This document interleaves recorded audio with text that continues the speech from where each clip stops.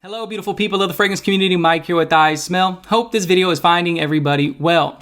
We're going to try something a little bit different today. We will be skipping the formalities and jumping straight into the video. Today's video is in fact a tag video, an open tag forwarded over to me from Twilley's 2 cents. The concept of this tag video was originally to compile a list of fragrances worthy of having backup bottles for. 5 fragrances that I definitely need to get a backup bottle of. I would like to tag Mike over at the iSMELL channel. But I'm going to be completely honest with you guys. I'm not big on having backup bottles. I'm not really a proponent of it. Have I purchased backup bottles in the past? Sure. It's just not something I put a lot of emphasis in. So I will be therefore tweaking the concept to instead showcase 5 fragrances, all of which I feel are worthy of repurchasing and or reacquiring once you run out or run low. We have a ton of fragrances to get through in this video. I'll see y'all on the other side of the intro.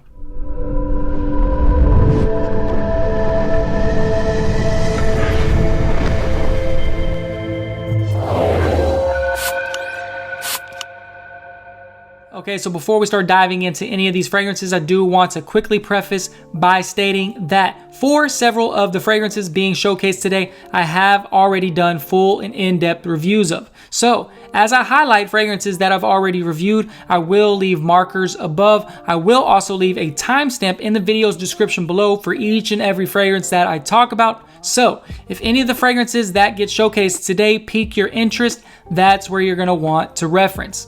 With that out of the way, let's hop into this first fragrance. The first fragrance today comes from the criminally underrated house of Rojas, and it's none other than Rojas L'Homme.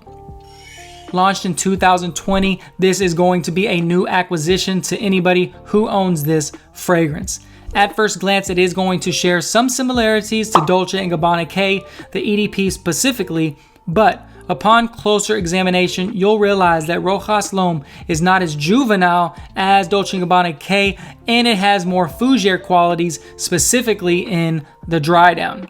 Notable notes on this fragrance is going to include a juicy blood orange. It also has juniper berries and tonka bean, but the green aspects shine in the dry down. They will include patchouli, basil, and moss. This is a beautifully crafted, juicy blue fragrance with a ton of versatility that can be worn all year. Although, in all honesty, I do feel like it shines a little bit more in fall and winter. As you notice, this is the 40 ml, and I have ran through almost the full bottle. This is, in fact, the first Rojas fragrance that I was ever introduced to. That was based on Chris from Scentland's review of the fragrance. Everything about this fragrance is perfect.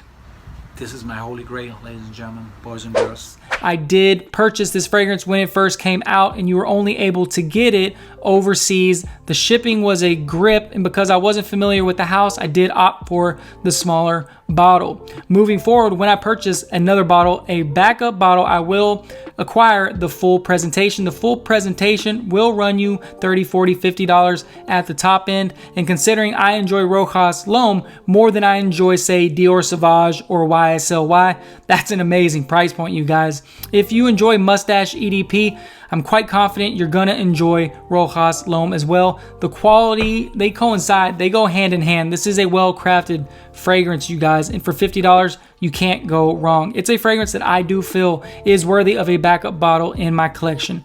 At the number 1 spot, Rojas L'Homme. Okay, so the next fragrance we're going to talk about today is deemed as the quintessential mall fragrance. If you lived in the States and went inside of a mall in the early 2000s, you undoubtedly have already smelt this fragrance, whether you're aware of it or not. The second fragrance we're going to talk about today comes from Abercrombie & Fitch, and it is in fact Fierce.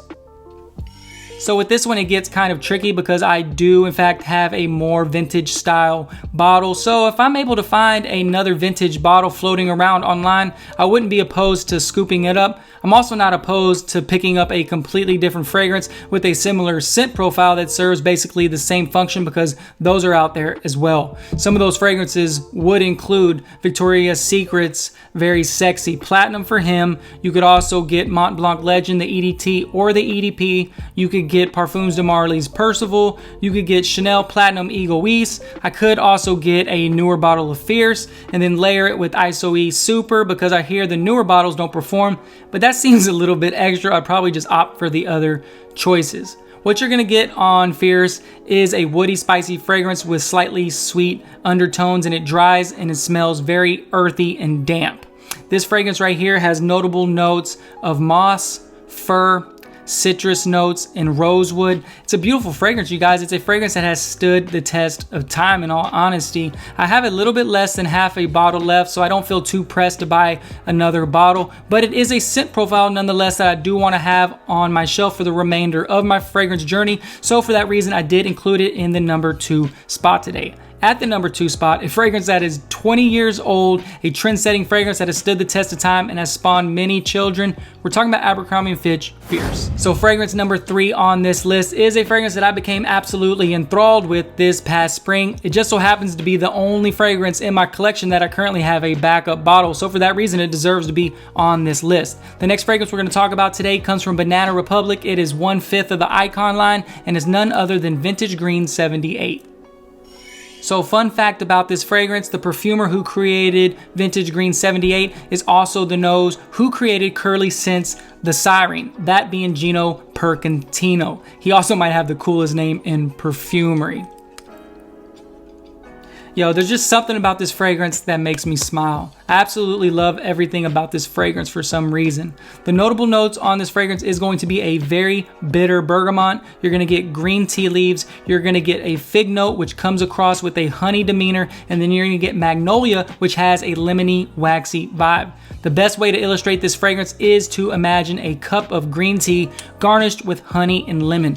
That is what you're going to get with this fragrance. I got this fragrance this past spring and I've already used that much up. So it's safe to say I get a lot of wear out of this fragrance. I loved it enough to buy a backup bottle. I am considering giving away the rest of this fragrance in my next giveaway, so do make sure you stay tuned.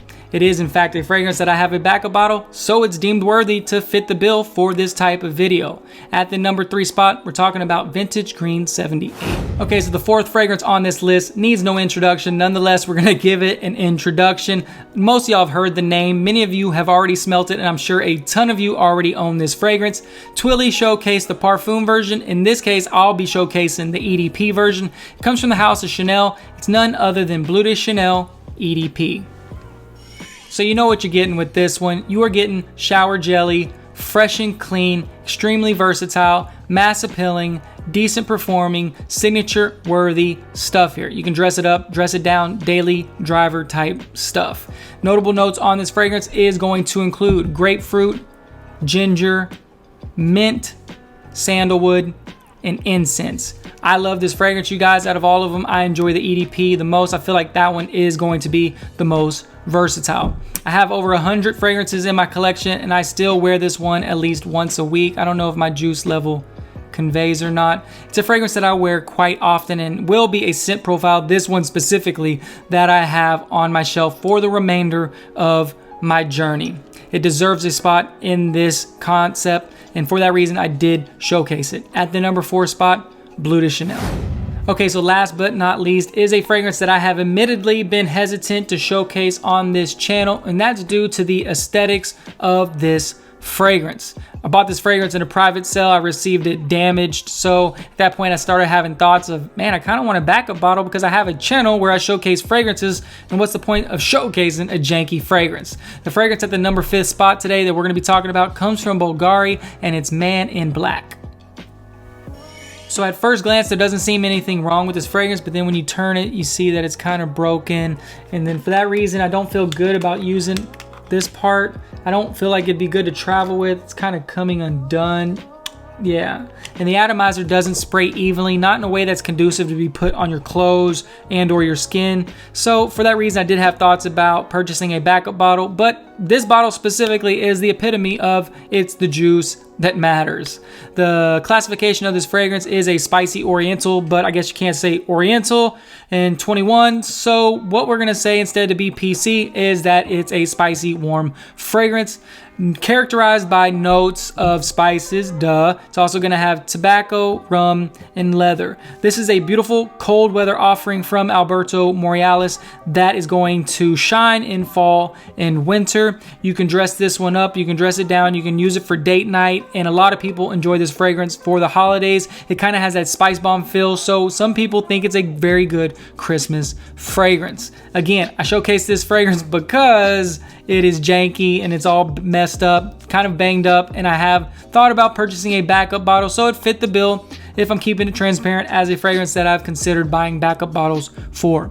Last but not least, Man in Black. All right, you guys, that pretty much wraps up the video. Those are 5 fragrances, all of which I feel are absolutely worthy of having backup bottles and or replacement bottles once they run out. I want to thank Twilley's 2 cents for including me in the tag. Thank you, brother. I appreciate it. If you enjoy fragrance related content, if you found value in this video specifically, I am going to encourage you to subscribe to my channel. Listen, you guys, it takes like 2 seconds. Just click the button. It's free dollars. It's good karma. Doesn't cost you a thing. I certainly do appreciate it. We have a lot of exciting content coming down the pipe, so please do make sure you stay tuned. Until next time, you guys, y'all take care. Stay safe. Bye.